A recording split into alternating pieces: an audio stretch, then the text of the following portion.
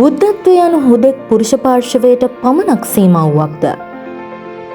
මහායාන බුදු සමයේ එන තාරා දේවියගේ චරිතාපදානය මෙම ප්‍රශ්නයට අතිශය ප්‍රබල පිළිතුරක් සපයනවා.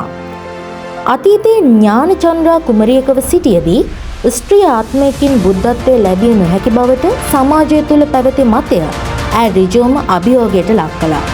පරමාර්ථ සත්‍ය හමුවේ ස්ත්‍රී පුරුෂ ભેදයක් නොමැති බව ලොවට හඬගා පැවසූ ඇය සියලු සත්‍යයන් කෙරෙහි පතල මහා කරුණාවෙන් යුතුව ස්ත්‍රී ශරීරයකින්ම අනුත්තර සම්‍යක් සම්බුද්ධත්වය ප්‍රාර්ථනා කළා. අද වන විට බුදුවරුන්ගේ මෑණියන් ලෙස සැලකෙන තාරා දේවිය අධ්‍යාත්මික විමුක්තිය ලැබීමට ස්ත්‍රීත්වයේ කිසිසේත්ම බාධාවක් නොවන බවත් ප්‍රඥාව සහ වීරිය ඇති ඕනෑම අයෙකුට උත්තරීතර බුද්ධත්වය කරා ගමන් කළ හැකි බවත් ජීවමානව ඔප්පු කර තිබෙනවා.